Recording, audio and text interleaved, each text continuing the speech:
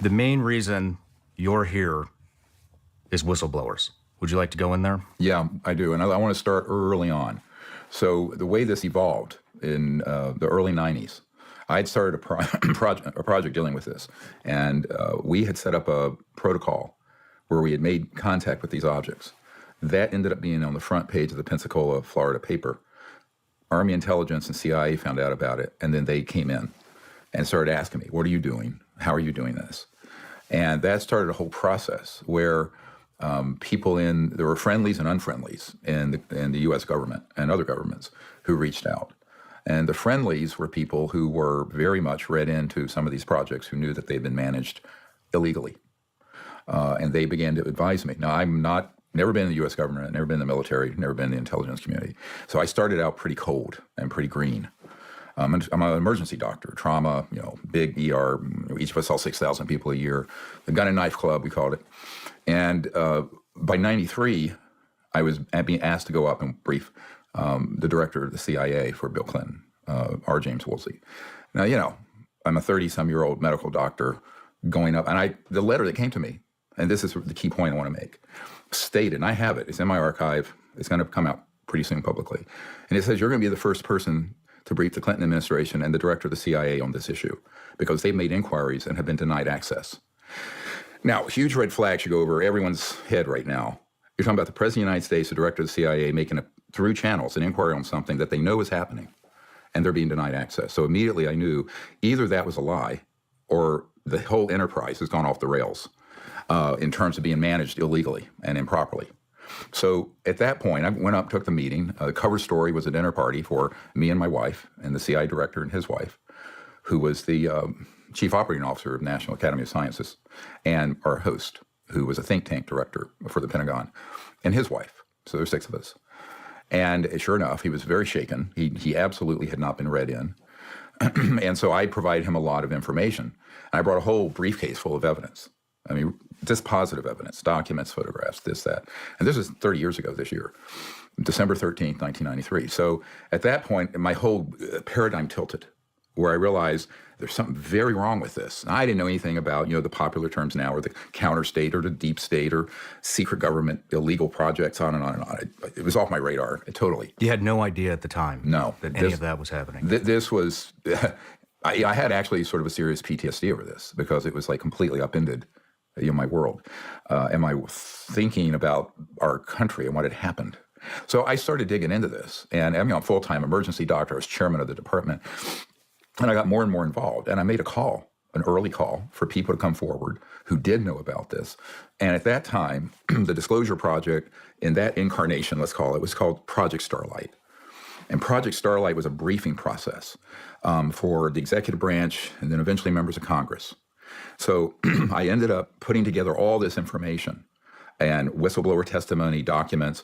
I ended up receiving some top secret documents that were not declassified that I have and have published, because we came to the conclusion that these projects are being run unconstitutionally, and therefore all personnel, all evidence, and all documents pertaining to them have no protection over from the National Security Act. They cannot be kept secret if they're going to operate outside the oversight of the constitutional oversight requirements of the President and the Congress. What were some of the things that were in the top secret documents? Well, I have one that's from Nellis, the so-called Area 51 area, where there was a security alert by some civilian groups trying to see what was going on there. And it has the distribution list. The document isn't that important except for, because it was a security alert, but the distribution list is important because it has the project code names and code numbers. That document, which was dated 1990, in the 90s, is one of the documents I gave, for example, to the President's people, and also eventually when I briefed the J2, the head of intelligence, Joint Chiefs of Staff, Admiral Wilson, and that was on the top of the pile because I said, look at the distribution list here, follow that thread. And so, for example, in the case of Admiral Wilson, now, he's head of intelligence, Joint Staff, Admiral, he made an inquiry into this based on a portfolio I had couriered to him, but he was denied access, and there's public documents now about this that leaked out. You can look it up. And what happened is that he was also threatened personally and with demotion. So this was all happened kind of prior to my stand-up briefing at the Pentagon for him, which happened in 1997, over 25 years ago, 26. And it was a very disturbing event for him. For me, by then, I was battle-hardened. I realized what was going on. He was shocked that he had been threatened and denied access to these projects. I wasn't, because I said, well, you're in good company. The SecDef, Secretary of Defense has, the President, the Director of the CIA, and by then I had met with key members in the Congress and Senate Intelligence Committee. They had all been pushed aside and denied access. So by then I had already accepted this new paradigm of there being, as Senator Inouye said, and I'm quoting, there's a secret government with its own Air Force, its own Navy, its own funding mechanism that's above the law and free from the law itself. I'm almost giving an exact quote here. And, that's something that most people have to understand first off here, is that what we're dealing with is not a sanctioned or even a normal black project. And I can say this with authority because I am working now with people who literally manage the black budget of the United States currently. And they were denied access to all these projects. They had no idea that there were deep black pass-through projects. We'll get into this. How is this done? Structurally, organizationally. What's the architecture? So it took me a long time to unravel this. Mm-hmm. And I had to do it through multiple documents, corroborating witnesses, people on the inside who came forward. So in 2001, by then, I had concluded neither the White House nor the Congress was going to touch this. So we launched the Global Disclosure Project, where I gathered together the first 20-some of these military and some corporate people and had a press club event. It ended up being seen by about 800 million people.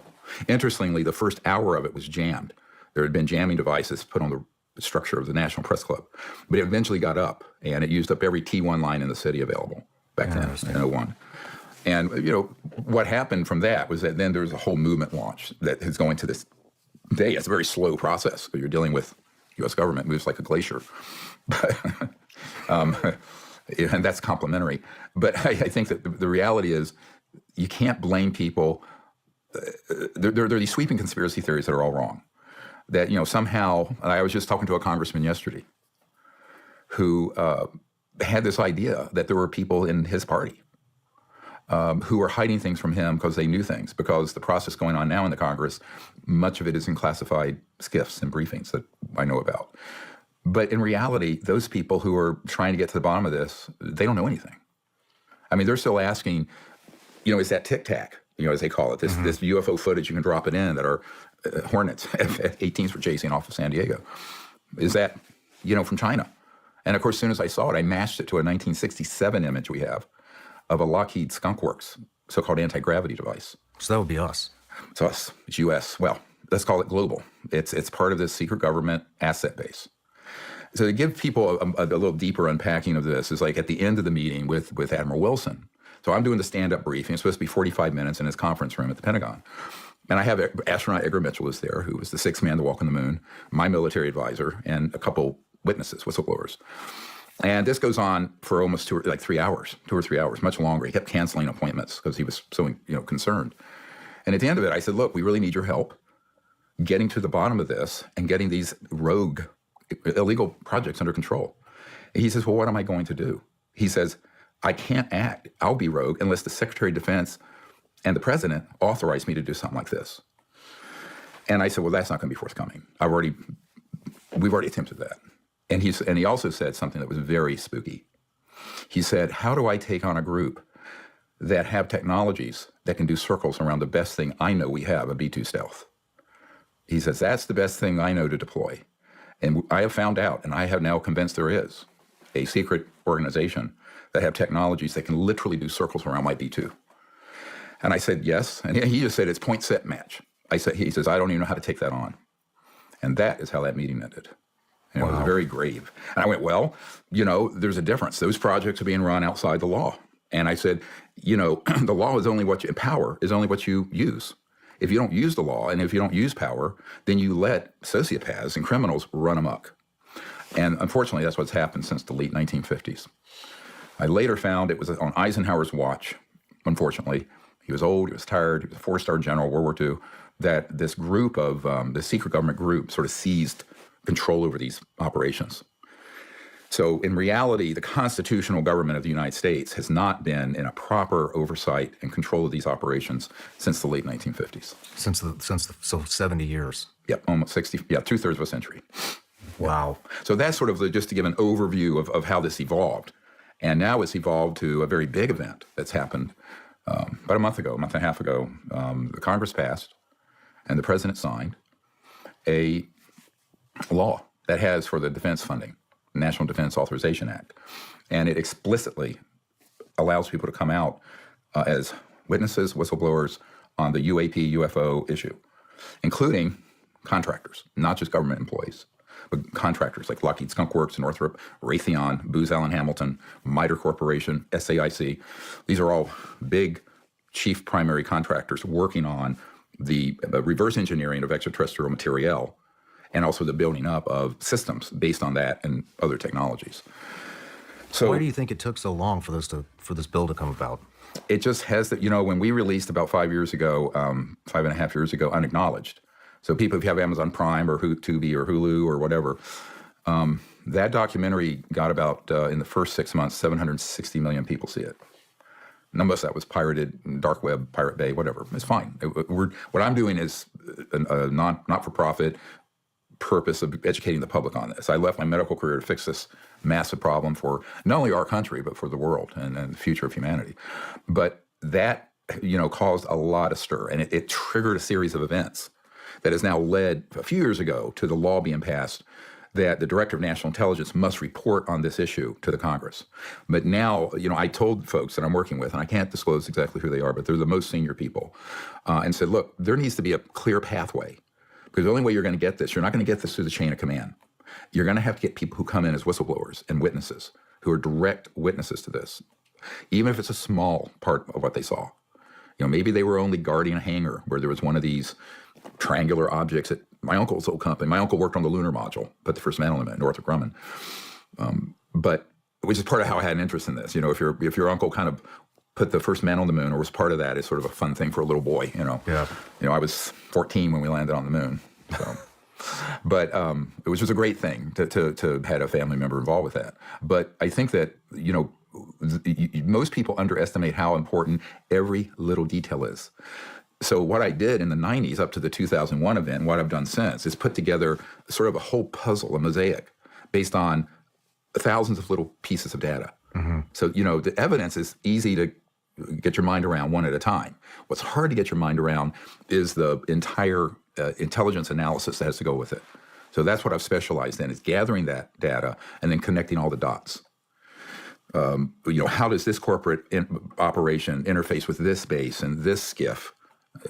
For people who don't know, the Secure Compartmented Information Facility. Yeah, a SCIF is where highly classified documents, conversations, mission planning, right. That's where it all happens. Right. Is in a SCIF. Right. Yep. And I've been involved with that, although I wasn't supposed to be. But I get ushered into places, even though I've never been in the government. I will not accept a clearance or a secrecy oath or non-disclosure agreement. So all this I'm telling you, I can tell you because people who know the system will know I hold my own clearances in that sense. I can say what I want to whomever. What my rule is that if let's say you were someone who had been involved in an operation at the Dugway Proving Grounds out in Utah, there's a DUMB there, deep underground military base that's very much involved with this issue. And there are assets there, man-made, anti-gravity, very advanced aircraft. That I have people who have been there who've seen them come up at night and move out. They'd be huge black triangles. And those are ours, by the way. Now, there are some extraterrestrial ones that are similar. So if you can envision this, almost any airfoil or superstructure that they've observed that's of an extraterrestrial origin, they've been able to create, let's say, copycat or similar. So this makes this very confusing and unfortunately opens up the possibility of a number of false flag, or what Pentagon called deceptive indications and warnings operations or false flag operations. But so let's say that you're one of those guys and you come to me and you say, my name is so-and-so, here's my DD-214, you prove you were there, but you say, I don't want to ever be identified publicly. But I will go into the SCIF to provide this information to the people who have now made this pathway for me to come forward legally. Then I will arrange for that to happen. That's what we're doing. And I'm making a call right now. Anyone, no matter how small or large your involvement was over the last 70 years with this issue, there's a pathway, there's a door open. We don't know how long it'll stay open. But it's been a lot of work to get to this point. It's a very big breakthrough that there is this legal mechanism so that the constitutional government of the United States can get informed on this properly.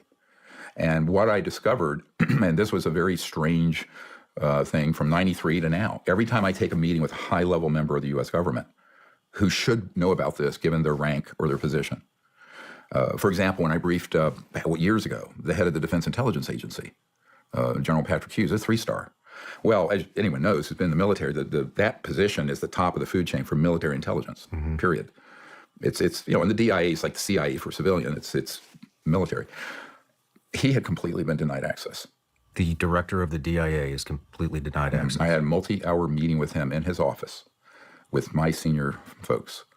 And it was another, see, these data points, people remember them as I go through them. How, in what universe can the head of the DIA or the CIA or the president or the chair people of armed services in the Senate or in the Select Committee on Intelligence not have been read in on this? When we are funding it, we estimate there's somewhere over the last 70 years, $8 to $10 trillion that have gone into these projects that are unaccounted for. Remember, the day before 9/11, we have a videotape of Rumsfeld at the Pentagon. I'm not sure he knew it was being recorded because I'm shocked that he said it. And it's in Unacknowledged, the documentary. And he says, and this is now 21, 22 years ago. He says, there's $2.3 trillion unaccounted for in the Department of Defense budgets. Trillion, not billion. How do you have that much money unaccounted for? Oh, you do. Let me give you an example. I believe it. They say, it costs $2 billion a plane to make the B-2 Stealth. It's about $150 million. The rest of it goes through the back door into these unsanctioned projects that neither the president nor the Congress knows, never mind the American people. And multiply that across the whole system. So we'll get into this in a moment. There are other more creative ways of this organization, this secret, illegal organization. I view this group that's doing this as the world's largest RICO, racketeering influence corrupt organization, like a mafia. But they've become pretty much untouchable till now. And I'm not saying we need to go after them aggressively in a negative way, but it needs to be disclosed. And we need to have the people's representatives and the constitutional government at least informed about it. And they are not. The thing that's most shocking to me, even to this day, is that every time I take a meeting with this, and you're meeting with someone of that rank, like the General Hughes, here's a 3-star in charge of DIA. It was so crazy that he's sitting there, and we start talking. And he had made inquiries through the chain of command of DIA. He says, the only thing I've gotten, he goes over to it in his conference room for the general.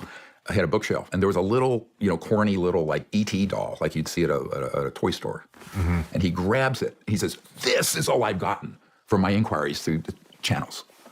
He was in a rage. I said, and I was going, yes, sir, this has happened to most of your folks who are in your position, unless they were brought in and came up through the ranks because they were identified as sociopaths who would break the law and run an unsanctioned illegal operation for decades. There's your criteria. Now, people like yourself, let's say you had been assigned to a project dealing with this. You'd have no way of knowing, as it way up at the food chain, that this was an illegal operation. There would be no foundation. Yeah. So you would have been completely innocent. So all of you guys listening, and women, who if you have been involved with this, you're not culpable because you're not at that policy-making level where you are willfully insubordinate to the Constitution, which, everyone takes an oath to protect and defend the Constitution of the United States against all enemies, foreign and domestic. Writ large, domestic here. Because the worst treasonous acts that have ever happened to any country that falls is from within. Yep. So that's what we're talking about here. So I want to be very clear about it. I know I'm coming on a little bit strong on it, but I am so outraged after dealing with this for 30 years and seeing this drag on. So what my concern is that now that this law is in place, and it's only a month and a half on, right? We need to move expeditiously, quickly through that door that's opened. Because who knows when someone may slam it shut. And there's a window we have to go through. And I think that we've started that process. So what I'm doing is putting out a request, and to appeal to people's patriotism. My father was hand-to-hand combat on amphibious landing unit World War II. And had pretty bad PTSD from that, although they didn't know what that was. But I kind of feel like we have to look at this and go, given how this is operating, it's our patriotic duty to fix this problem, just from the point of view of the rule of law and civilization and the Constitution. Otherwise, what are we? We're a bunch of monkeys running around the jungle without the law. Yeah. The other issue is what's behind the secrecy. That was my question. That was when my first meetings with people like the CIA director. After like 10 minutes of going through the evidence, he says, yeah, I know this is real. He wanted to know, why is it this level of secrecy? Who's keeping it secret? How are they doing this? So that is actually the bigger question. The evidence you can get your mind around. We have it. It's been out there. If you look at Unacknowledged, if you get the book, we have a book called Disclosure. It's 500 some pages of transcripts of these original top secret people's testimony and documents. It's all in there. So you can get Disclosure book. You can get Unacknowledged, the book that goes with the documentary. It's there. But understand, and we also describe how this is operating. But the why behind it is kind of banal, in the sense of it's money and power.